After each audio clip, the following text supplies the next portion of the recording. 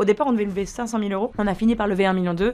J'étais à l'époque très heureuse. Mais la mentalité était vraiment, il faut lever beaucoup d'argent parce qu'il faut aller vite. Et il peut y avoir des concurrents. Donc, dans le doute, allez-y et allez-y fort. Aujourd'hui, le fait d'avoir justement centralisé sur le vélo fait qu'on a diminué notre coût d'acquisition d'après 70%. Wow. On a fait une croissance de 100% par trimestre. Investir au bon endroit, c'est quand même vraiment plus porteur que d'arroser. Je ne m'associerai pas avec des gens qui veulent que je fasse un exit dans 3 ans. D'être une femme entrepreneur enceinte, personnellement, ça m'a fait très bizarre. Peut-être parce que c'était le premier. J'avais l'impression d'être un peu un intrus. Le système scolaire a été quand même pas mal pensé pour des hommes qui finissent leur diplôme à 25 ans et qui commencent leur carrière. Sauf que pour une femme, quand elle finit ses études à 25 ans, si elle veut avoir des enfants, elle n'a pas non plus 20 ans pour se décider. Et je trouve qu'en France, on fait des études à la rallonge. Tu parlais tout à l'heure d'HEC. Je trouve dommage de devoir faire des études aussi longues. Si là, aujourd'hui, tu retournes à HEC, tu leur dis quoi? Sortez des classes, quoi!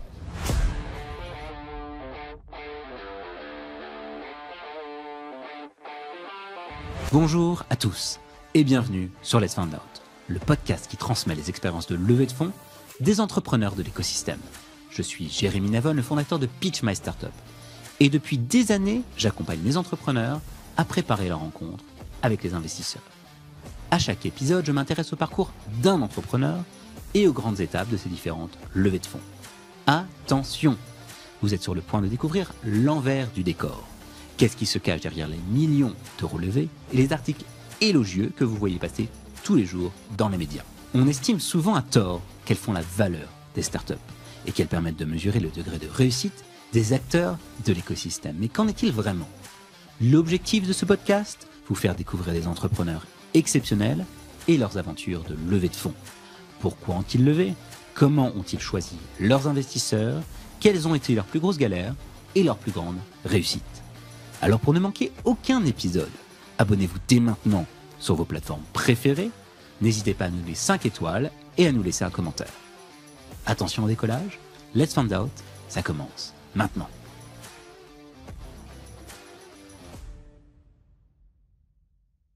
Aujourd'hui, je suis ravi d'accueillir Edwige Michaud, CEO et cofondatrice de Baroudeur. Salut Edwige. Bonjour Jérémy. Alors Baroudeur, c'est la plus grande marketplace de vélos reconditionnés de seconde main en Europe. Votre mission est de démocratiser la seconde main et de rendre le vélo plus durable et accessible à tous. La plateforme recense aujourd'hui plus de 50 000 articles et 500 marques. Vous avez plus de 100 000 clients partout en Europe, en France, en Allemagne, aux Pays-Bas, en Italie et en Espagne. Vous êtes également soutenu par des ambassadeurs qui sont prestigieux, tels que Mike Horn, Nicolas Karabatic ou encore Stanislas Van Wawrinka. Baroudeur, c'est une start-up que tu as cofondée avec ton associé Geoffroy Dautichamp en septembre 2021. En 2 ans et demi, vous avez fait 2 levées de fonds pour un total de 3 millions d'euros auprès d'investisseurs prestigieux tels que Kima Ventures ou encore les fondateurs de Mano Mano ou La Belle Vie. À titre personnel, tu es diplômé d'HEC et de l'université d'Exeter, tu es membre du Galion et tu fais partie du prestigieux classement Forbes 30 Under 30. Cher Edwige, je suis ravi d'accueillir sur le podcast aujourd'hui. Est-ce que tu as des éléments à ajouter à cette présentation? Déjà, merci beaucoup, merci de me recevoir. Je pense qu'il est important de comprendre pour Baroudeurs, on est un petit peu comme le back market pour le vélo. Notre quotidien, c'est de travailler avec des reconditionneurs qui donnent une expérience vraiment très importante et transformative pour les clients. Voilà. Alors, tu me disais en off que tu as également Anthony Bourbon parmi tes investisseurs. Exactement, je pense que c'est un nom qui revient souvent, j'imagine, dans l'écosystème startup, mais j'en ai aussi plein d'autres.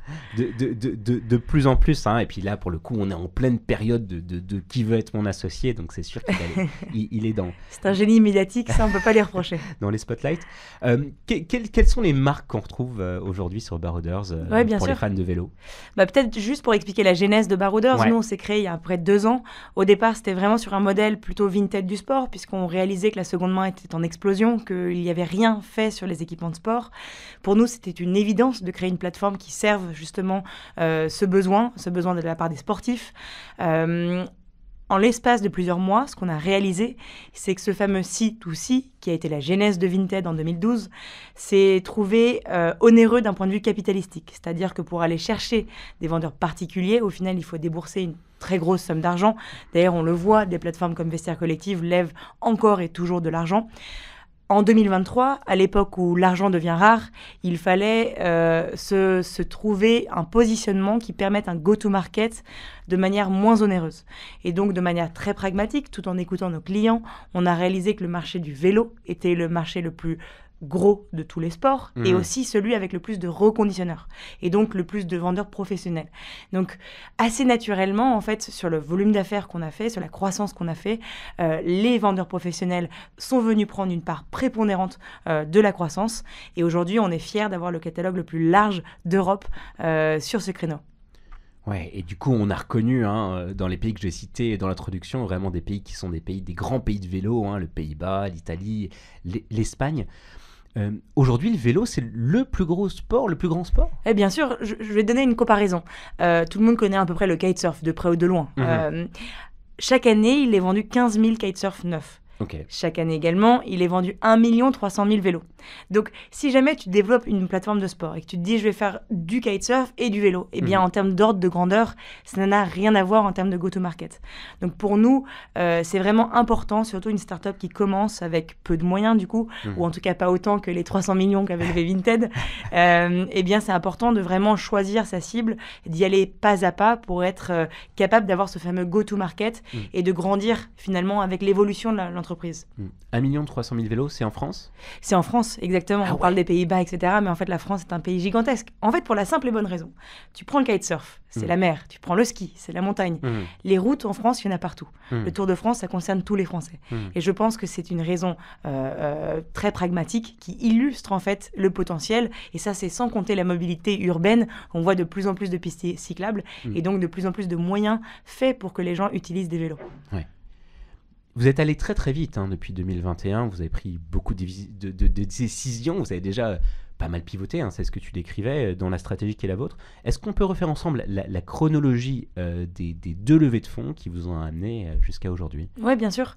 On a fait 2 levées de fonds. La première, c'était au tout début de Barouders pour financer l'ouverture du site. Et la deuxième, c'était vraiment pour financer justement cette ouverture vers le marché du vélo. Donc la première, c'était à peu près 1,2 million. Okay. Ça a été au tout début. Et donc c'est là où justement Anthony Bourbon est entré dans l'écosystème. Ce que je peux vraiment reconnaître chez Anthony Bourbon, c'est cette capacité à oser. Aujourd'hui, dans les profils d'investisseurs, on voit qu'il y a 2 profils de type. Ceux qui fonctionnent à l'instinct, ceux qui fonctionnent à l'analyse. Sauf que quand une plateforme est si jeune, comme nous, je pense que c'est évident de parier sur plutôt les entrepreneurs que le positionnement très précis ou, comme tu le dis, l'analyse financière de la boîte, sachant qu'il n'y en a pas au début. Donc voilà, ça c'était la première levée de fonds. La deuxième était vraiment rapide puisqu'elle a été faite sous forme de BSAR. On a levé à peu près 2 millions d'euros justement pour financer à la fois réunir des acteurs du monde du sport, parce que pour nous, c'était important d'avoir de la visibilité et du soutien, de montrer la qualité de notre expertise, mais aussi d'avoir l'avantage d'un BSAR fait que tout est très rapide. Moi, à l'époque, j'étais enceinte de 8 mois. J'avais pas envie de faire une levée de fonds, comment dire, institutionnelle. Et si l'industrie de l'entrepreneuriat ne s'adapte pas aux femmes, je dois m'adapter. Et pour moi, le BSAR était une des manières les plus pragmatiques d'opérer. Du coup, c'est toi qui as décidé d'aller sur le BSAR ? C'est un de vos experts qui vous l'a conseillé ? Non, j'ai tout simplement vu que c'était beaucoup plus rapide. On avait des chiffres de croissance très fortes, une exécution qui était bonne. Je pense que la confiance en soi est un élément important dans ce moment-là. Et on avait la chance d'avoir le soutien de tous nos investisseurs du premier tour qui avaient tous remis et étaient nos vrais ambassadeurs pour cette deuxième levée. Donc, en fait, elle s'est faite en 2 semaines. Donc, ça ne peut pas être plus rapide. Ah oui. Donc, voilà, on a commencé à envoyer le pitch. En 2 semaines, c'était fini.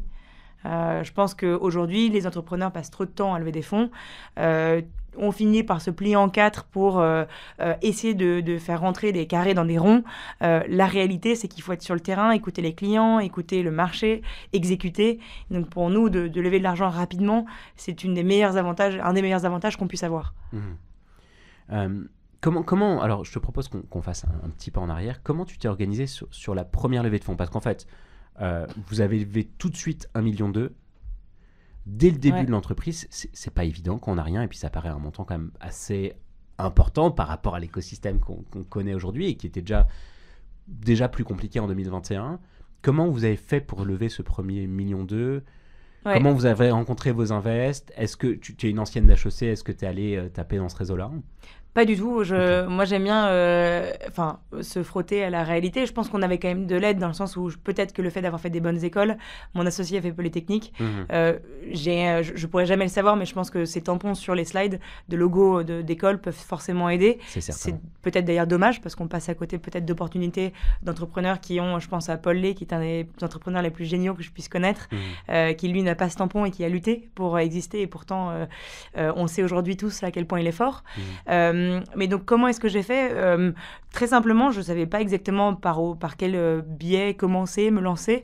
Donc, tout simplement, j'ai envoyé un deck un peu à une liste d'emails que des amis d'amis m'avaient envoyé. Il y avait peut-être une centaine de noms. Je me suis dit, j'ai rien à perdre à essayer d'envoyer un deck. Des business angels, c'est ça essentiellement ? Oui, exactement. Moi, je ne les connaissais pas personnellement. Je sais juste qu'ils étaient actifs dans l'écosystème. Peut-être une chose que je confronterais, c'est que pour moi, l'année 2021 était au contraire une année faste, avec des énormes levées. Je crois que c'était l'année où Back Market a levé, je ne sais plus combien de centaines de millions, Mano également, Corsair également. Donc, il y avait vraiment une frénésie entrepreneuriale qui, très honnêtement, donc au départ, on devait lever 500 000 euros. On a fini par lever 1,2 million. J'étais à l'époque très heureuse, mais la mentalité était vraiment, il faut lever beaucoup d'argent parce qu'il faut aller vite et il peut y avoir des concurrents. Donc, dans le doute, allez-y et allez-y fort. Vous étiez encore sur un modèle B2C pour le coup à l'époque. C2C, ouais. Ouais, C2C, pardon, particulier à particulier. Oui.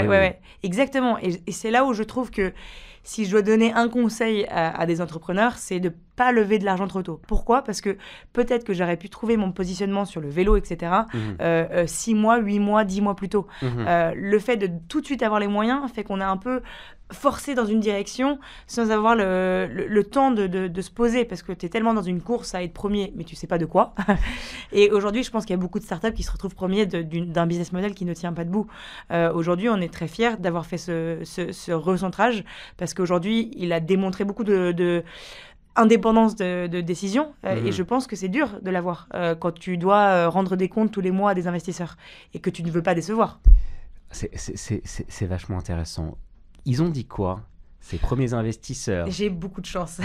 Ils rentrent pour du C2C, et donc le Vinted du sport, et tu leur dis, écoutez les mecs, en fait finalement on va aller chercher des billes, des business, et on va faire une plateforme que sur le vélo.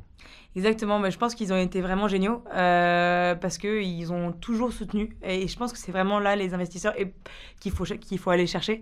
Je pense qu'Anthony Bourbon, elle est très pragmatique.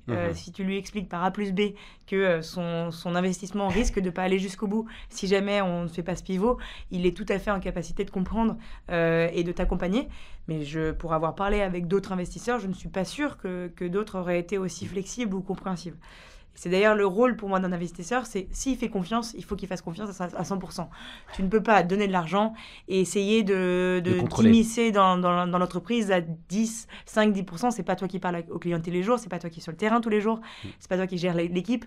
Donc c'est très important de laisser faire, et pour le coup, des personnalités comme Anthony Bourbon ou Paul Lay sont extraordinaires pour ça. Et du coup, Paul Lay, c'est aussi un de tes investisseurs ? Oui, bien sûr. Ouais, il y avait Paul Lay, il y avait les fondateurs de Mano, il y avait Jérémy qui a été un des premiers CTO de Mano et un des premiers sales. Donc eux ont vraiment suivi la genèse de ces grosses marketplaces et comprennent à quel point il faut vraiment être sur le terrain toute la journée. Donc oui, on a la chance d'être bien entouré. Beaucoup d'entrepreneurs de la tech en fait parmi ces premiers. Je trouve que c'est les meilleurs parce que c'est eux qui comprennent en fait l'importance de écouter ses clients avant d'écouter des vanity metrics. Du coup, ce que j'entends, c'est que au début, ça vous a permis de vous lancer, hein. Forcément, vous avez eu de l'argent. Mais ce que tu viens de nous dire, c'est que c'était pas forcément le bon moment pour lever, ou en tout cas pas forcément autant d'argent. Aujourd'hui, avec un peu le recul, cette première puis cette deuxième levée de fonds, c'est quand le bon moment pour lever ? Ça dépend des business models. Je pense que, je dis ça, mais en fait, est-ce que j'aurais pu développer mon site ? Est-ce que j'aurais pu recruter notre premier CTO ? Est-ce que j'aurais pu recruter les premiers employés sans lever de l'argent ? Si je faisais une marque de luxe, un environnement dans lequel j'ai grandi à l'époque, c'est des business à très forte marge. Donc, c'est pas du tout la même chose. Tu peux te permettre d'avoir une croissance qui est beaucoup plus lente, mais finalement standalone, qu'on appelle... ça s'appelle comment le terme ? C'est... J'aimerais t'aider. Bootstrapé. Oui, bootstrap, oui, d'accord, voilà, bien sûr. en fait, quand tu fais un business à forte marge, tu peux te permettre d'être Bien sûr. bootstrapé. Aujourd'hui, nous, sur une marketplace, il faut tout de suite faire du volume. Bien Il faut sûr. tout de suite atteindre un point zéro et donc un volume qui est important. Bien sûr. On ne peut pas le faire sans lever de fonds. Moi, je pense juste que du coup, les business models des marketplaces demandent plus d'exigence parce que tu dois tout de suite aller vite et tout de suite te repositionner rapidement. Ce qui veut dire que, et c'est d'ailleurs, ça a été le cas dans votre histoire jusqu'à maintenant, il faut lever tous les 1 an et demi, 2 ans dans un business de marketplace? Oui, c'est sûr. Après, je pense qu'aujourd'hui, le fait d'avoir justement centralisé sur le vélo fait qu'on a diminué notre coût d'acquisition d'après 70%. Wow. On a fait une croissance de 100% par trimestre. Aujourd'hui, on a fait x4 en termes de GMV par rapport à l'année dernière et x8 en termes de revenus.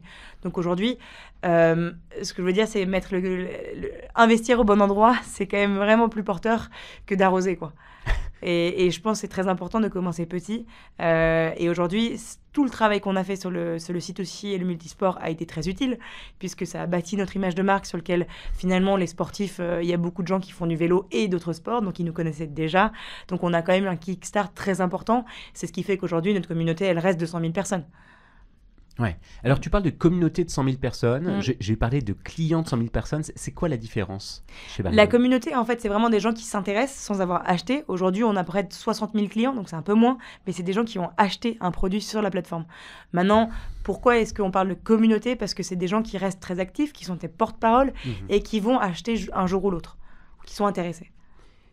C'est intéressant. C'est quoi les éléments clés que tu as mis en avant pour convaincre tous les investisseurs que tu as eu jusqu'à maintenant et puis ceux que tu vas rencontrer déjà aujourd'hui? Est-ce que cette communauté, c'est quelque chose qui est clé ou est-ce qu'il y a d'autres éléments dans le mix de Barouders où tu dis ok, on a les moyens d'aller chercher une croissance qui est exceptionnelle et donc c'est chez nous qu'il faut investir?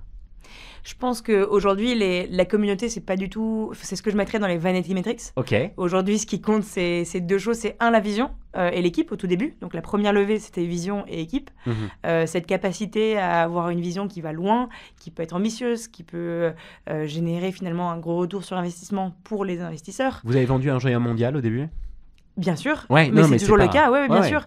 Après, mondial, je sais pas, mais européen, oui. Ok. En tout cas, de montrer qu'on n'est pas juste là pour créer quelque chose qui est local, c'est ce que les investisseurs veulent entendre. Et je pense que dans l'écologie et l'économie circulaire en particulier, les investisseurs sont méfiants parce qu'il peut y avoir des projets, aussi louables soient-ils, qui ne sont pas viables économiquement.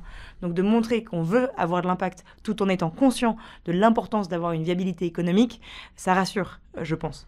Donc ça, c'est le premier point. Ensuite, en termes de communauté, c'est pas vraiment ça qu'ils vont regarder. Sur la deuxième levée, donc celle qu'on a faite de 2 millions en BSR aussi rapide, c'était clairement l'attraction qu'on a réussi à démontrer. Ouais, d'accord. Aujourd'hui, d'avoir une très forte croissance et une courbe qui, à chaque mois, ne démontre aucune décroissance, voire même une croissance d'environ 20% par mois sur la Wow. première année, c'était ça qui a fait pencher les investisseurs. C'est-à-dire, OK, ils me vendent une vision, mais qu'est-ce qui a été exécuté dans les 12 derniers mois? OK, je vois qu'il y a une forte croissance, ça veut dire que je peux les croire.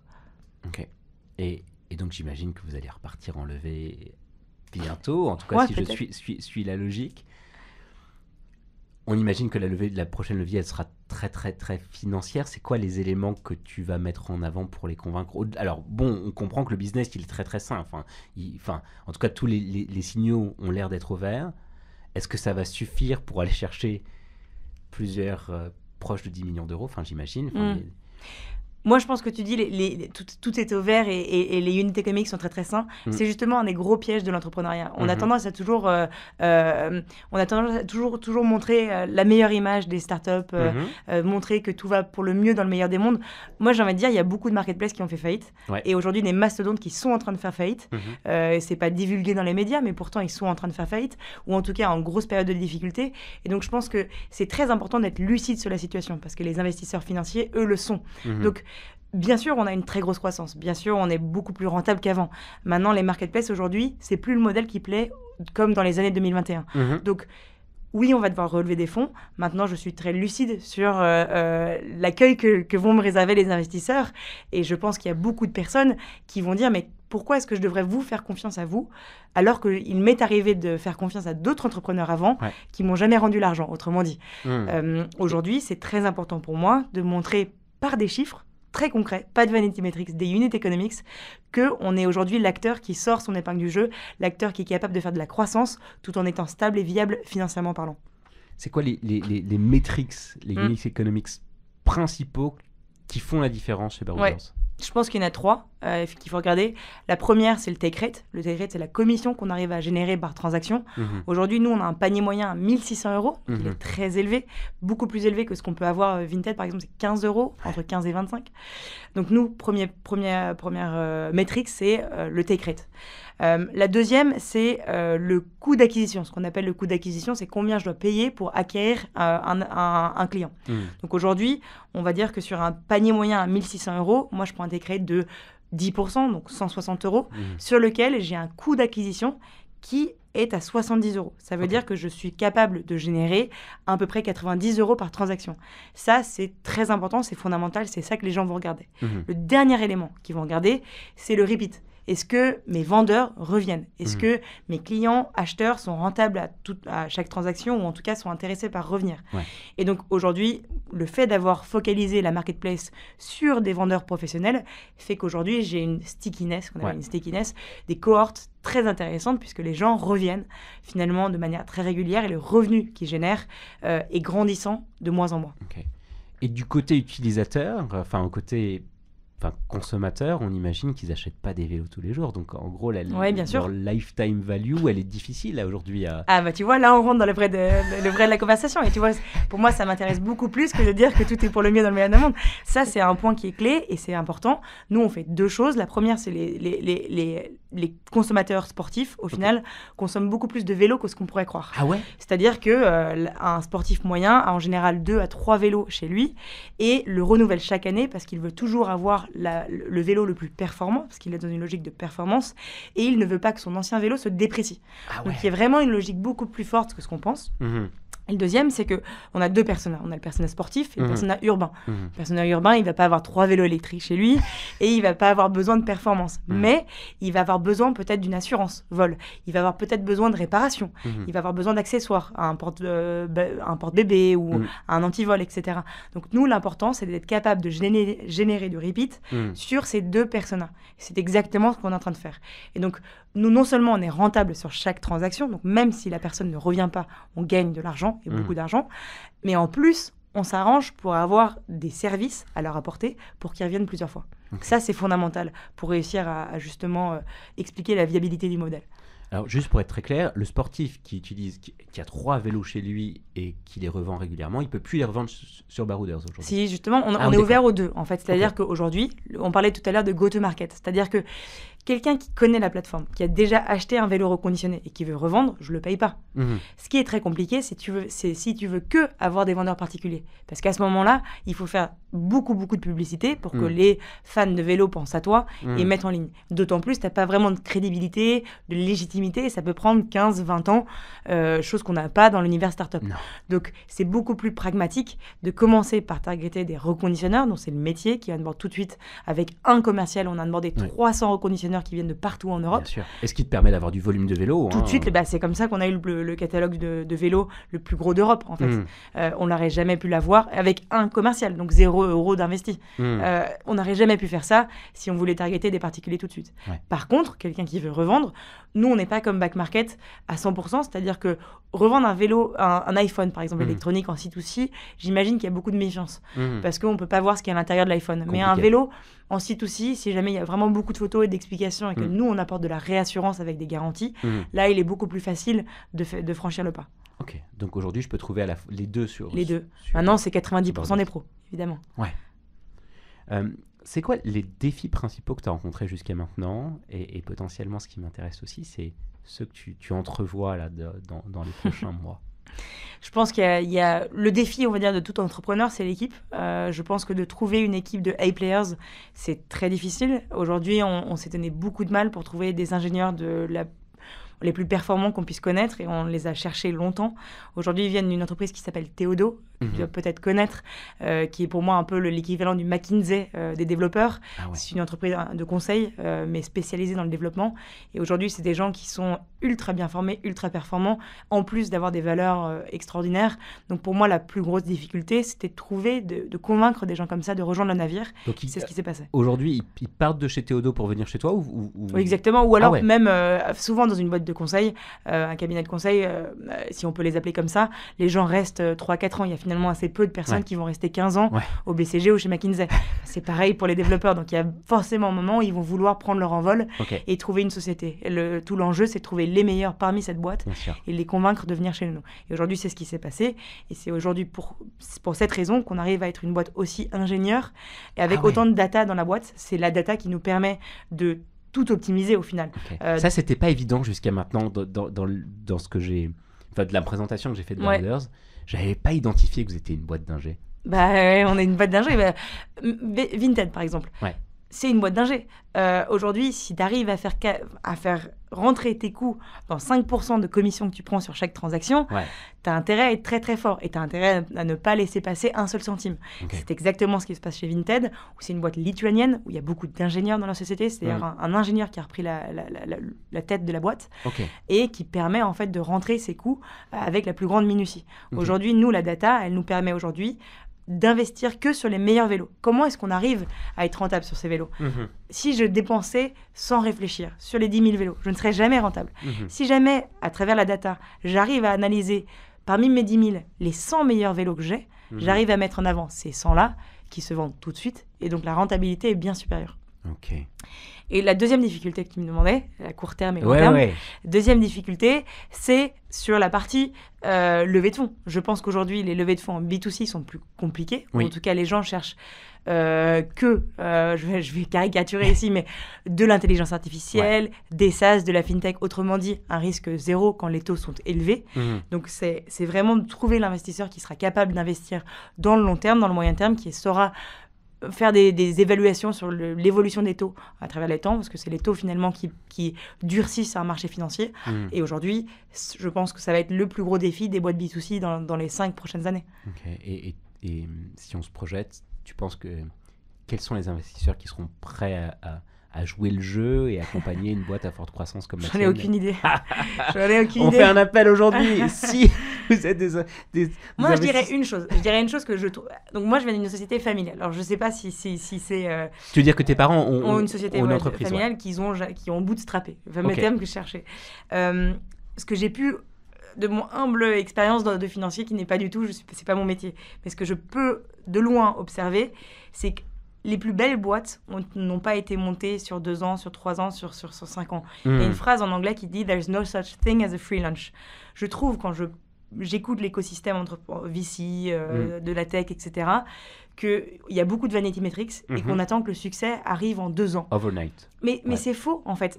Est-ce que Amazon s'est créé en 2 ans ? Est-ce qu'Apple s'est créé en 2 ans ? Est-ce que LVMH s'est créé en 2 ans ? Aucune de ces boîtes se sont créées en 2 ans. Elles se sont créées sur le long terme avec une vision qui prend soin du client, qui prend soin du service client et qui ne fait pas tout pour optimiser la valorisation à chaque année. Et je pense que c'est le cimetière de beaucoup d'entreprises aujourd'hui parce qu'on ne leur donne pas le choix de faire des choix du long terme. Et je pense que c'est vraiment un problème. Et donc, moi, l'investisseur que j'adorerais trouver, c'est quelqu'un qui arrive à dire, OK, ce que vous apportez là, vous êtes en train d'apporter de l'économie circulaire, surtout le marché de la mobilité. Aujourd'hui, les gens, ils ont le choix entre payer 3 000 € un vélo neuf ou 1 500 un vélo d'occasion. Il faut plus d'accessibilité. Il y a un enjeu social, écologique, et en plus, ça rapporte de l'argent. Il faut quelqu'un qui prenne un pari sur le long terme. C'est compliqué, hein. Il y a une sorte de désalignement entre beaucoup d'investisseurs et puis les entrepreneurs. Parce qu'eux veulent faire une exit, ils rentrent et ils espèrent sortir à 5-7 ans, et puis c'est dû aussi à Et le financier dont je voulais te parler, c'est Warren Buffett. Est-ce que lui rentre dans une boîte pour faire un exit sur 5 ans Et c'est pourtant le plus grand investisseur de tous les temps. Et pourtant, personne s'en inspire. Mais parce que les LPs, le fonctionnement aujourd'hui du système financier fait qu'on demande un rendement très rapide. Mais c'est pas très bon pour le long terme. Oui, il y a beaucoup d'entrepreneurs qui malheureusement ont subi ça et qui ont dû c'est les premiers punis. Donc moi, je chercherais des investisseurs qui m'accompagnent sur cette vision long terme et je ne m'associerai pas avec des gens qui veulent que je fasse un exit dans 3 ans. Comment tu fais ce screening-là ? Quand tu es en rendez-vous investisseur, comment très rapidement tu arrives à savoir à qui tu as affaire, s'ils correspondent, effectivement, si vous êtes aligné en termes de vision, au-delà des belles paroles, Je pense que ça se voit assez rapidement sur le comportement humain. Après, j'ai pas encore levé des fonds avec des fonds institutionnels et je me garderai bien de... Pour l'instant, je pense pas avoir le luxe de pouvoir choisir. C'est plus un point de vue qui est, je trouve dommage que dans l'écosystème tech, on demande des rendements aussi rapides et on se retrouve à faire que des SaaS. Alors que les belles entreprises qui ont changé le monde, c'est pas des SaaS. Enfin, c'est des SaaS, mais c'est d'autres choses aussi. Et donc, je pense qu'il faut diversifier les investissements, ne serait-ce que pour le bien de la société.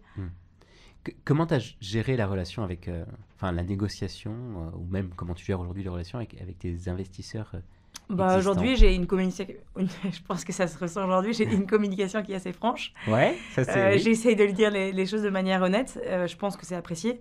Je leur envoie un reporting tous les trimestres. Ils aiment la transparence, ils aiment l'honnêteté. Et donc, pour l'instant, on est dans une relation de confiance. J'ai la chance d'avoir des entrepreneurs à côté de moi qui croient en nous, qui nous soutiennent de manière extraordinaire. Des sportifs aussi. Quand on est sportif, on a affaire aux mêmes difficultés de résilience, de discipline. Donc, aujourd'hui, j'ai tous ces bienfaits-là. Donc, j'ai pas de difficultés particulières. Ces sportifs, c'est aussi des investisseurs chez vous ?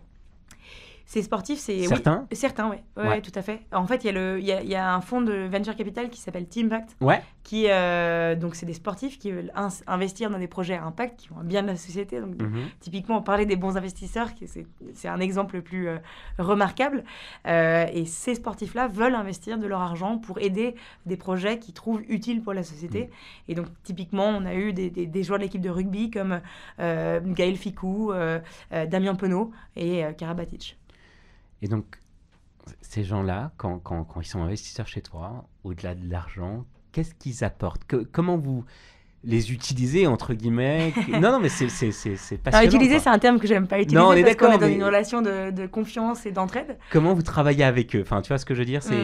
Qu'est-ce qu'ils vous apportent au quotidien ? Qu'est-ce qu'ils vous apportent quand vous travaillez avec eux ? Bien sûr. Je pense qu'ils nous apportent deux choses, c'est de la visibilité et de la crédibilité. Je pense que d'abord, la crédibilité, quand tu as des sportifs connus et que tu vends du matériel sportif, ça permet vraiment d'avoir un tampon de gage de qualité ou quelqu'un qui ne te connaît pas, qui hésite à acheter sur le site, s'il voit que Nicolas Karabatic a un peu mis son tampon, ça aide largement à rassurer le client sur notre expertise et notre sérieux. Et la deuxième, c'est la visibilité. Je pense qu'aujourd'hui, on a eu la chance d'avoir des personnes comme Gaël Ficou ou Damien Penaud qui ont vendu leur maillot de rugby en pleine Coupe du Monde de rugby. Je pense que ça aide considérablement une start-up qui n'a pas encore beaucoup de moyens pour communiquer. Oui, c'est ça. C'est-à-dire que dans la logique où vous avez des clients qui sont des consommateurs finaux, là, pour le coup, c'est vrai qu'en termes de communication, ça aide énormément d'avoir des ambassadeurs comme cela. Exactement. Okay. Et c'est pour ça que vous êtes allé les chercher ou en partie ? En partie, oui. Moi, je cherchais des gens qui pourraient me permettre de bien connaître le monde du sport, vraiment d'avoir ce fameux tampon de crédibilité et visibilité. Après, j'ai pas non plus passé mes journées à chercher ça. C'est plutôt des rencontres à force de passer finalement dans les journaux, par exemple. Il y avait beaucoup de journaux qui parlaient de Barouders et de notre impact dans la société. Finalement, ça a créé des rencontres. Est-ce que tu as eu un pire rendez-vous investisseur, un rendez-vous où tu t'es dit mais qu'est-ce que s'est passé ici, quoi ? C'était complètement lunaire. Je pense que je peux pas, j'ai pas d'exemple précis. Sans forcément citer quelqu'un, on est d'accord. Non, je pense que ce que j'aime en tout cas avec les entrepreneurs, c'est qu'il n'y a pas de relation de supériorité. C'est pourtant des gens qui ont fait des choses extraordinaires dans leur vie. Je pense à Paul Lay qui a su développer la belle vie alors que tout le monde lui disait qu'il n'avait pas levé des milliards et qu'il n'avait pas contre Gorillaz, etc. Et pourtant, il a fait un travail remarquable. Il est d'une humilité. Même Nicolas Karabatic qu'on a rencontré, c'est quelqu'un qui accumule je ne sais plus combien de médailles et qui est d'une humilité quand on le rencontre. Ce que j'ai pu remarquer, c'est que des gens qui ont moins de palmarès à leur diplôme ou à leur, je sais pas ce qu'on appelle, à leur passé, aujourd'hui font moins preuve d'humilité. Okay. Je te dirais comme ça. C'est-à-dire qu'aujourd'hui, pour moi, les investisseurs qui sont méfiants, qui posent beaucoup de questions, etc., c'est des gens qui sont dans la peur. Je pense qu'aujourd'hui, les personnes qui font des grandes réussites dans la vie sont des personnes qui n'ont pas peur.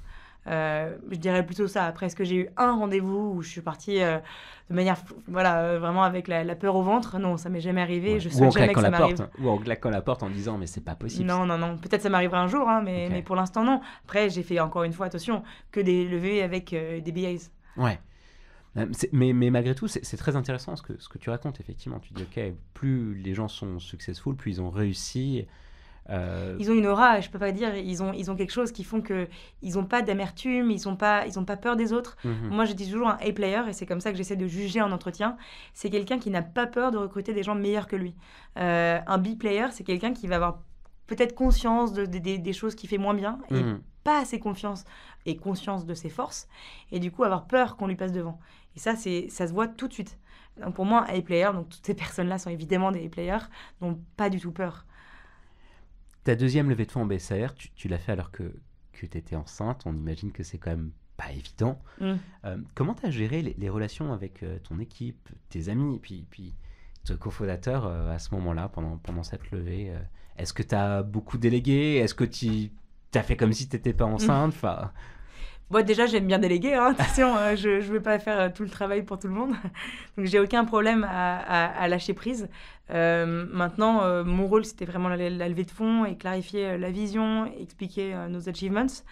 C'est ce que j'ai fait. Je pense que ça s'est très bien passé. Encore une fois, j'ai eu une chance, grâce à des bons résultats, de pouvoir lever rapidement. Ouais. Donc, je pense que j'ai été exonérée de cette difficulté. Maintenant, d'être une femme entrepreneur enceinte, personnellement, ça m'a fait très bizarre, peut-être parce que c'était le premier.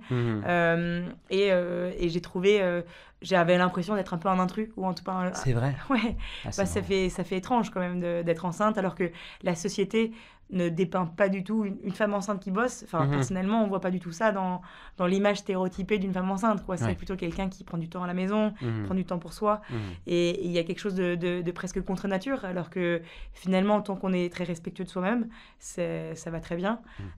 Peut-être que je m'en faisais trop une histoire, mais en tout cas, le fait de pas avoir beaucoup de femmes entrepreneurs enceintes, clairement, j'étais pas très à l'aise. Ouais, je comprends bien, et c'est drôle parce qu'il y a déjà plusieurs femmes qu'on a reçues et qui étaient enceintes pendant leur levée de fonds, quoi.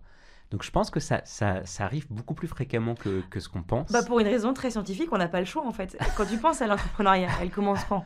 À 25 ans. La fleur de l'entrepreneuriat, c'est entre 25 et 40 ans. Ouais. La fleur de la maternité, c'est quand? Ouais, on est d'accord. Bon, voilà. À un moment... Et ce que je trouve dommage, c'est que justement... Alors après, on peut pas tout changer, hein, mais ça va être compliqué. Mais le système scolaire a été quand même pas mal pensé pour des hommes qui finissent leur diplôme à 25 ans et qui commencent leur carrière. Sauf que pour une femme, quand elle finit ses études à 25 ans, si elle veut avoir des enfants, elle n'a pas non plus 20 ans pour se décider. C'est-à-dire qu'elle ne peut pas se décider à 45 ans. Ouais. Et aujourd'hui, je trouve ça dur parce que on termine nos études beaucoup trop tard, selon mon point de vue. Et quand on commence l'entrepreneuriat, c'est tout de suite le même moment où il faut commencer à fonder une famille. Ouais. Donc, voilà, il se trouve qu'il y a un conflit de temps. Moi, j'ai grandi en Angleterre où les gens finissent leurs études à 21 ans et sont sur le marché du travail beaucoup plus tôt. Et ça m'aurait permis peut-être de créer une entreprise plus tôt et d'avoir des enfants finalement, alors que j'ai déjà 4-5 ans d'entrepreneuriat derrière moi, ce qui est beaucoup plus agréable. Ce qui n'a rien à voir. Et je trouve qu'en France, on fait des études à la rallonge. Tu parlais tout à l'heure d'HEC. Je trouve dommage de devoir faire des études aussi longues. Ouais, c'est vrai que moi, j'ai étudié aussi en Irlande, et c'est vrai que ça m'a choqué de voir effectivement la différence d'âge. Mais ils sont super matures. Tu vois quelqu'un qui a 24 ans, on dirait qu'il a 29. Aujourd'hui, avec le système de prépa, quand on sort de prépa, on a l'impression de sortir du lycée. C'est exact, oui. Donc, c'est un vrai décalage. Et alors après, je veux pas du tout critiquer ce système parce que j'ai l'impression qu'un point de vue intellectuel, c'est quand même... on a aujourd'hui des dirigeants qui sont capables de développer des sociétés qui font rayonner le monde, littéralement. Donc, je peux pas critiquer ce système qui permet d'avoir des gens qui ont une tête remarquablement bien faite d'un point de vue matière grise. Mais voilà, il y a la contrepartie, c'est que pour des profils plus entrepreneuriaux, où on a besoin de plus d'expérience de terrain, eh bien effectivement, c'est un peu long. Ouais. Pas dramatique, mais c'est un peu long. On arrive un peu tard, quoi. Ouais, on aurait pu se faire les dents un peu plus tôt. Exactement. C'est quoi le meilleur conseil qu'on t'ait donné jusqu'à maintenant? Alors, ça peut être lié à la levée de fonds.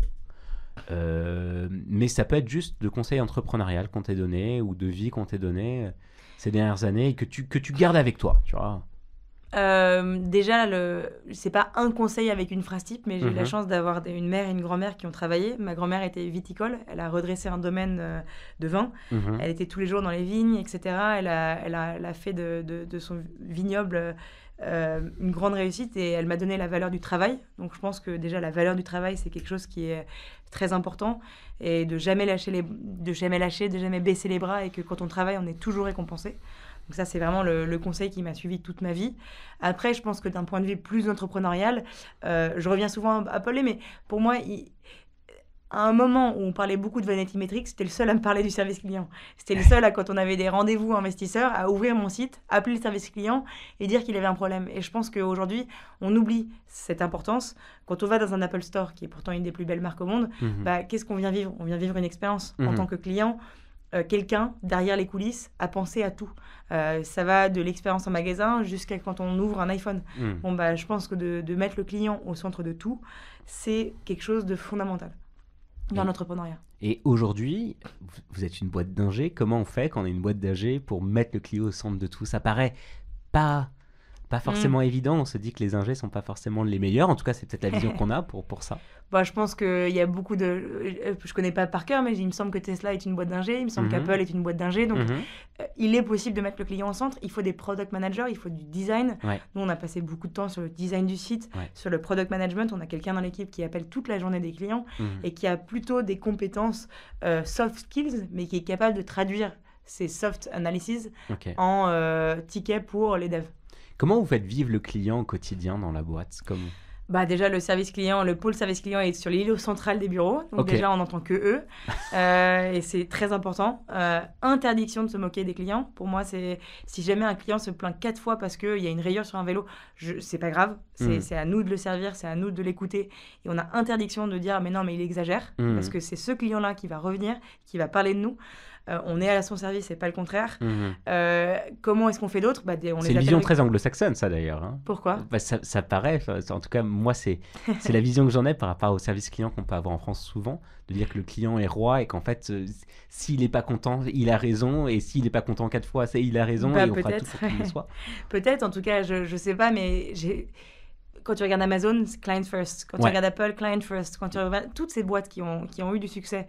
Et je vais donner un exemple dans la mode. Si tu as une marque qui est très présente sur les réseaux sociaux, mais que tu achètes une chemise, par exemple, et qu'elle est de mauvaise qualité, eh bien, en fait, tu vas rien dire. Tu vas juste pas racheter. Non, c'est sûr. Et pire, tu vas mal en parler à des bureaux, à des dîners.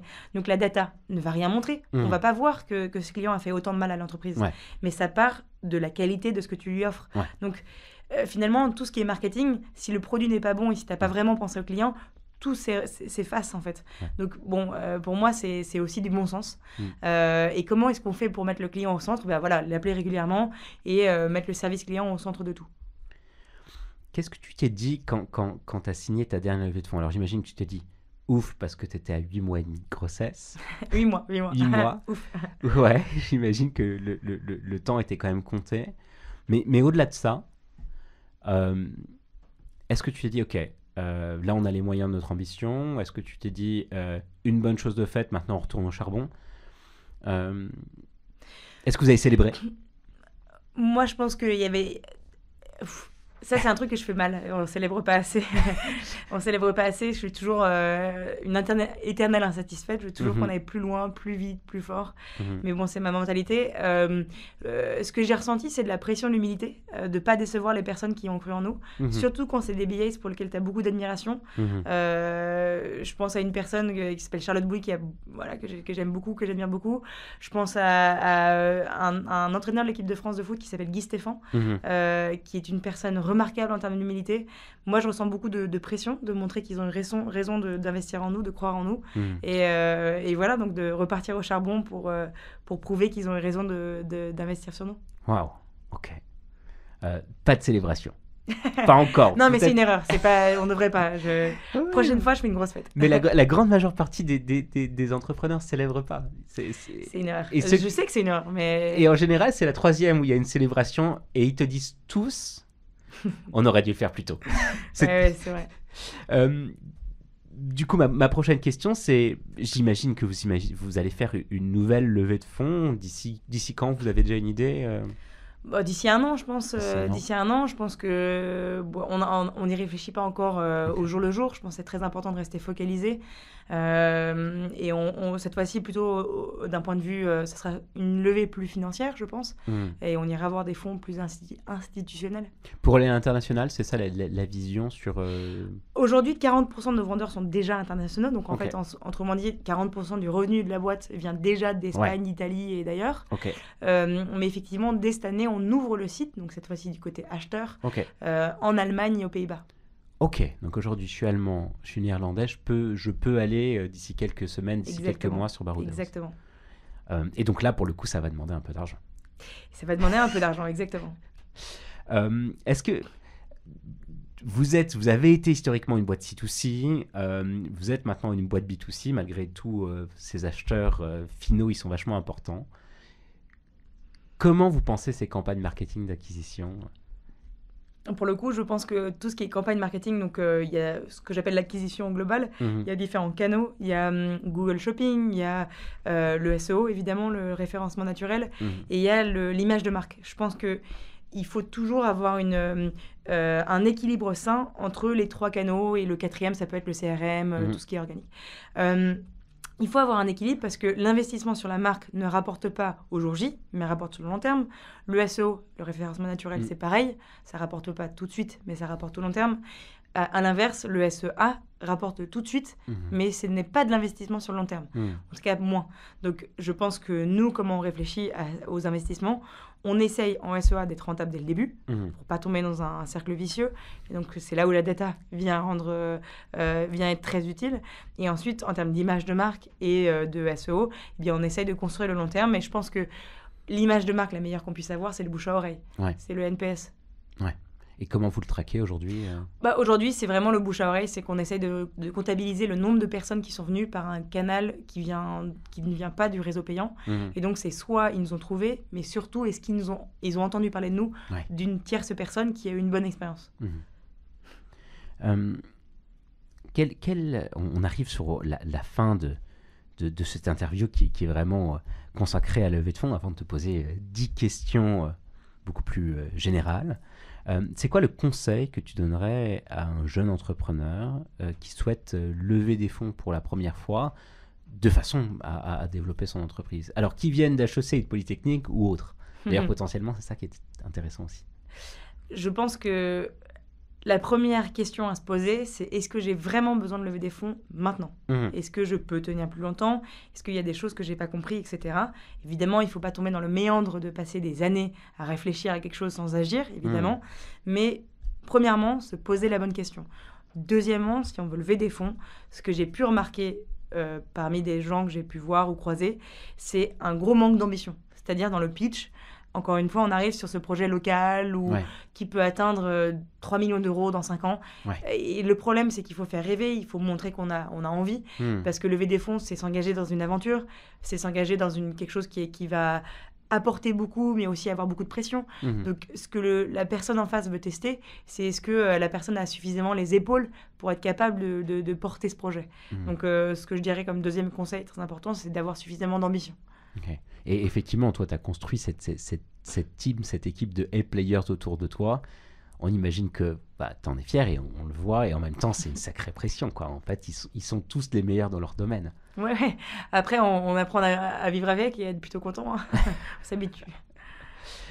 Est-ce qu'il y a quelqu'un dans ton réseau que tu aimerais entendre à ce podcast ? Je pense à Cédric Meston de Apivore, qui a créé un des leaders de la viande végétale en France, qui a toujours été remarquable, quelqu'un qui a toujours beaucoup de ressources et qui sait s'inventer, se réinventer, toujours trouver des manières intelligentes d'être numéro 1. Je pense que c'est quelqu'un qui a beaucoup à nous apprendre. Ok, génial. Cédric, du coup, l'invitation est lancée. Alors, en guise de conclusion, 10 questions, 10 minutes. Première question, quelle est ta plus grande fierté, chère Edwige ? Ma plus grande fierté, mon fils, je pense c'est Edouard. C'est une aventure de vie. Et bien sûr que d'avoir des valeurs dans tout ça, c'est très important. Des valeurs familiales et d'amour. Ouais, lui montrer l'exemple. Exactement. Okay. Ton plus grand regret ? Mon plus grand regret, peut-être de ne pas avoir entrepris plus tôt. De ne pas m'être lancé plus tôt, d'hésiter. Et aujourd'hui, je pense que la vie est très courte, beaucoup plus courte que ce qu'on a l'impression. Quand on a 20 ans, on a l'impression qu'on avait 60 ans devant nous, et c'est vrai, mais la vie va vite et il y a beaucoup de choses qui arrivent. Donc, je pense que de ne pas hésiter, et on n'a qu'une vie, de ne pas avoir peur et d'y aller. Est-ce que tu as rongé un peu ton frein à chaussée ? Tu avais envie d'y aller, tu ne pouvais pas ? Non, mais c'est intéressant. Un petit peu, oui. C'est ce qu'on ressent. C'est ce qu'on ressent. Du coup, si tu devais, excuse-moi, c'est pas une question écrite, mais si là aujourd'hui tu retournes à HEC, tu leur dis quoi? Sortez des classes, quoi. Ouais, je pense que ça dépend. Hein. Si tu veux être chercheur, reste en classe. Ouais. Mais si tu veux être entrepreneur, oui, sors de classe, ouais. Et commence, parce que en fait, le temps, c'est précieux. Là, on dit toujours que l'argent, c'est le KPI principal, mais non, c'est pas du tout ça. C'est la santé et le temps. Si tu as une bonne santé, si tu as du temps, mais utilise-le à bon escient, parce que c'est ça qui est rare. Est-ce que tu accepterais de venir tenir ce discours à mes étudiants XHEC Bien sûr, oui, quand tu veux. On a d'ailleurs une bonne partie qui sont aujourd'hui dans la boîte. Enfin, pas tous, mais je veux dire, on a des gens qu'on a réussi à convaincre. Ouais, je pense qu'on fera ça. Je pense que ce sera salvateur pour eux. Quelle est la personne, le film, le bouquin qui t'inspire le plus en ce moment? Alors, je pense que des gens qui t'inspirent autour de toi, là, t'es au max. Je te demande pas de faire des choix, tu peux en citer plusieurs. Personne, film, bouquin, musique. Oh my god, il y en a trop là. En ce moment, il y a 2 trucs qui m'impressionnent. Le premier, c'est le podcast Acquired. C'est un podcast américain qui retrace toutes les plus grandes réussites. Ça va de DoorDash, la marketplace, Amazon, l'histoire de Warren Buffett. C'est vraiment un podcast qui est extraordinaire parce qu'ils prennent vraiment des heures et des semaines de recherche avant de vraiment raconter l'histoire d'une entreprise. Wow. Et donc, je trouve que d'avoir accès à ça gratuitement, c'est une ressource, ça vaut tous les PhD du monde, tous les MBA, quoi. Ouais. Donc, premièrement, ça, c'est impressionnant. C'est le podcast de qui? Comme ça, on peut... Acquired, donc ça s'appelle Acquired, c'est sur justement les M&A, etc. Et les noms des gens, je les oublie, c'est deux hosts, mais en tout cas, le podcast s'appelle Acquired. Ok, génial. Donc là, je retrouverai le nom. Là, on en a un à ajouter. C'est le numéro 1 aux États-Unis, hein, d'ailleurs, ah ouais, dans l'entrepreneuriat. Ouais, sans blague. Ouais.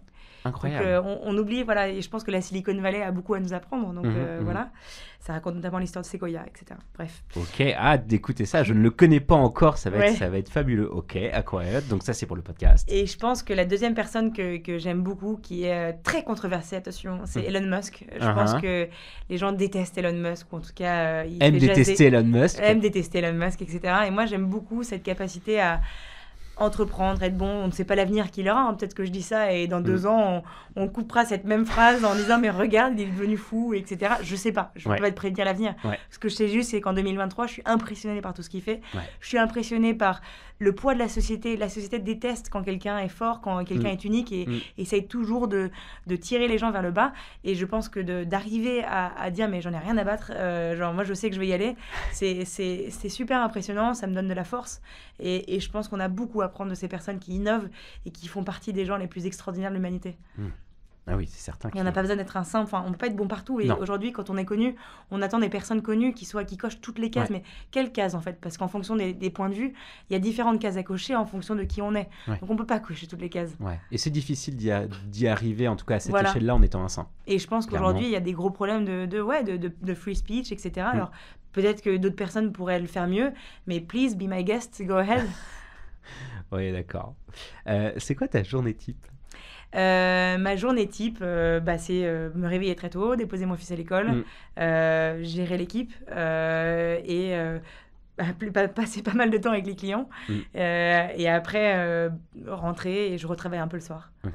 Plutôt sur les sujets stratégiques. Je pense que c'est important de prendre du temps off. Le soir, tu prends du temps sur les sujets stratégiques? Oui, exactement. Soit lire, soit réfléchir à la vision de la boîte à horizon 1 ou 2 ans. Pour vraiment être sûr que le navire va dans la bonne direction. C'est intéressant, j'ai moi-même 3 enfants et cette question je la pose à tous les entrepreneurs que j'accueille ici. En général, ceux qui ont des enfants ont une journée type et ceux qui n'ont pas d'enfants n'ont pas de journée type. Est-ce que c'était ton cas avant d'avoir ton fils ou tu avais toujours... J'ai toujours une journée type. Ok. Ouais, c'est intéressant. J'ai une vie... je pense que l'entrepreneuriat, c'est quand même un peu un sport de haut niveau, alors avec toute humilité, bien sûr. Hein. Mais je pense que les sportifs doivent avoir beaucoup de discipline pour être capables d'être forts. Un entrepreneur, pour être capable de tenir la durée, d'encaisser justement la pression, d'avoir beaucoup de discipline, personnellement, ça m'aide. Ouais, moi aussi, je suis plutôt un adepte de la journée type. Je suis impressionné par les gens qui arrivent à ne pas avoir de journée type et qui arrivent malgré tout. Parfois, c'est des génies. Ouais, c'est ça. Que fais-tu le dimanche matin? Question très personnelle. Dimanche matin, comme tu veux. Je cours. Ah ouais? J'adore faire du jogging, c'est sacré pour moi. Et je pense que l'équilibre sportif est important. Et après, j'aime beaucoup faire des cours. Je pense que c'est important de garder des choses très manuelles, de cuisiner, etc. Course et cuisine. C'est les moments off, je pense que le dimanche matin, c'est important. Mais c'est pour ça que je cite le dimanche matin. En fait, tu apprends beaucoup de choses des gens quand tu leur demandes ce qu'ils font le dimanche matin. C'est vraiment souvent un moment vraiment qu'on prend pour soi le dimanche matin. C'est familial, ouais. Ouais, c'est familial. C'est rare les gens qui disent je travaille sur ma vision le dimanche matin. Non, je pense que ça, ce serait too much. Too much. Donc des sas de décompression quand même, malgré tout. Ouais, exactement. Je pense que c'est important de tenir dans la durée. C'est un marathon, pas un sprint. Après, moi, j'aime bien beaucoup travailler. J'ai pas peur de le dire. Et du coup, je passe quand même pas mal de temps à travailler. C'est ce que j'aime faire. Donc sinon, il faudrait que je change de métier. Comment tu vois la suite? Question très large. Comment je vois la suite? Il y a quelque chose de fascinant qui est en train de se passer dans l'univers du vélo, c'est qu'aujourd'hui, les boutiques de vélos vendent que des vélos neufs et ont besoin de se réinventer pour être capables justement de fournir une offre qui est adaptée à la demande du client. C'est-à-dire un client, il rentre, il dit moi j'ai plutôt un budget de 1 500 €, est-ce que vous pouvez pas m'aider? Il y a beaucoup de boutiques en Europe aujourd'hui qui ont un catalogue qui ne vend que du neuf et à 3 000 €. Et je pense que c'est une absurdité écologique et sociale. Nous, aujourd'hui, il est en train de se passer quelque chose d'assez extraordinaire dans la boîte, c'est que les boutiques viennent nous voir pour nous demander de les aider à adopter une économie plus circulaire. Wow. Donc ça veut dire quoi? Acheter des vélos d'occasion pour qu'elles puissent avoir dans leur magasin, comme un concessionnaire de voitures finalement, qui vend de la seconde main et du neuf, d'avoir les deux. Donc moi, comment est-ce que je vois l'avenir? C'est vraiment d'avoir une boîte qui ressemble à Auto One, qui est cotée en bourse et quelque chose dans la voiture, qui permet à la fois à des pros d'avoir de la seconde main et donc d'avoir de l'économie circulaire, et à la fois à des particuliers d'avoir accès aux vélos les plus qualitatifs et les moins chers d'Europe. Waouh, cette vision, elle est folle. Elle est forte, elle va loin, elle tient debout. Et pour moi, c'est un bonheur de pouvoir l'exécuter tous les jours. Waouh, je suis content de t'avoir posé cette question. Là je suis... tu nous amènes vers les cimes, là. C'est quoi ta prochaine boîte? Oh là, mais disons qu'il ne faut pas penser à la suite. Parce que je pense que c'est tellement important d'être focalisé sur ce qu'on fait, être fort dans ce qu'on fait. Mais ce qui est sûr, c'est que j'aime l'entrepreneuriat. Je viens d'une famille de 4 générations d'entrepreneurs. Donc, je n'avais pas le choix dans mon destin. Et je pense que toute ma vie, j'entreprendrai. Donc, je ne sais pas dans quoi, mais... Est-ce que potentiellement Barouders, c'est la boîte de ta vie? Question très... Est-ce que ça peut l'être? Je pense pas. Okay. Je pense pas parce que il y a trop de rapidité quand tu penses à lever des fonds, etc. Sauf si on a IPO, etc. Mais on va voir si jamais on arrive à être aussi gros pour aller à l'IPO. Oui, bien sûr. Maintenant, je pense qu'on est dans un secteur où il y a beaucoup de personnes intéressées par des rachats. Donc, si je crée une marque de luxe, par exemple, avec une vraie marque, aujourd'hui, ça, c'est une boîte pour laquelle on peut s'imaginer pendant 30 ans dedans. Aujourd'hui, le business model des marketplaces font qu'il y a beaucoup de mouvements tout le temps. Bien sûr. Donc, je pourrais... ça paraît moins évident aujourd'hui. Voilà, ça paraît moins évident, mais par contre, je ne suis pas du tout fermée à et ce serait génial que ça aille aussi loin que ça. Est-ce que tu as un coup de gueule? Je crois que je l'ai déjà cité pas mal, non? Pas tant que ça, pas tant que ça, il n'y a pas eu trop de coups de gueule. Ah bon? Coup de gueule... Non, moi je pense que le coup de gueule, c'est quand même vraiment un coup de gueule de dire qu'il faut vraiment penser au long terme et que cette vision court-termiste, elle dessert tout le monde, les investisseurs, les entrepreneurs et les employés et les clients. Donc je pense que c'est urgent de prendre son temps et de faire des paris sur l'avenir. Okay. Le vrai avenir, pas celui dans 6 mois. Ouais. Dans 6 mois, c'est pas l'avenir. Est-ce que tu as une bucket list? Et si oui, est-ce que tu peux nous citer une ou deux choses qu'il y a dedans? Refaire le Mont Blanc. Tiens, je me suis retrouvée dans une tempête, bloquée dans un refuge pendant 3 jours. J'ai dû redescendre. La deuxième année, pareil, tempête. Donc, j'ai jamais pu aller jusqu'en haut du Mont Blanc. Et c'est quelque chose qui me taraude l'esprit. Et après, de passer encore du temps pour faire des grands voyages. Je pense que le monde est magnifique. J'aimerais aller en Argentine, etc. Donc, si c'est ça le terme bucket list, en tout cas, de pouvoir voyager avec ma famille, c'est une des chances qu'on a aujourd'hui de pouvoir découvrir d'autres cultures, de s'ouvrir et de garder une curiosité. C'est très important. Et du coup, dernière question, si tu devais changer le monde, tu ferais quoi?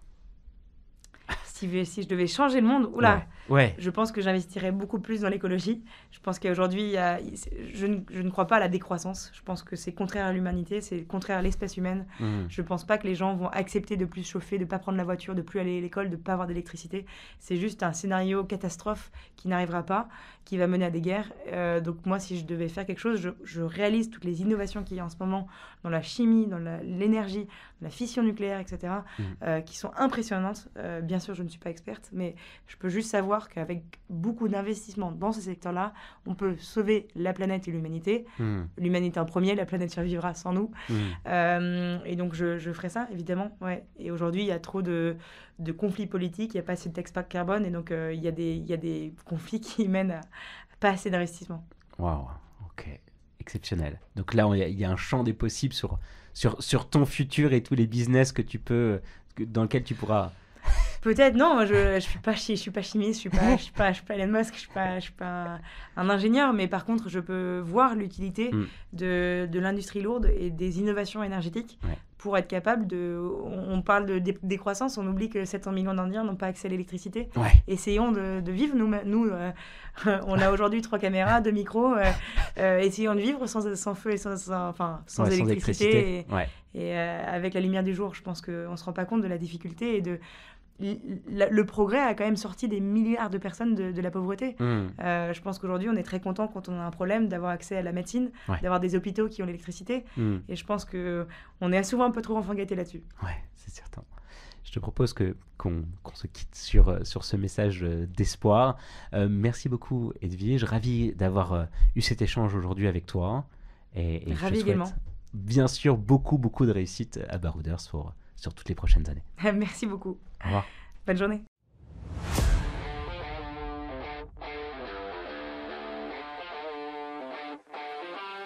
Chers auditeurs, merci de nous avoir écoutés jusqu'au bout. J'espère que vous avez passé un bon moment en notre compagnie et que vous avez appris plein de choses sur la levée de fonds. Si ce podcast vous a plu, aidez-nous à le faire connaître. Parlez-en autour de vous, à vos amis, à vos proches, qu'ils soient entrepreneurs en levée de fonds ou tout simplement curieux d'entrepreneuriat et d'innovation.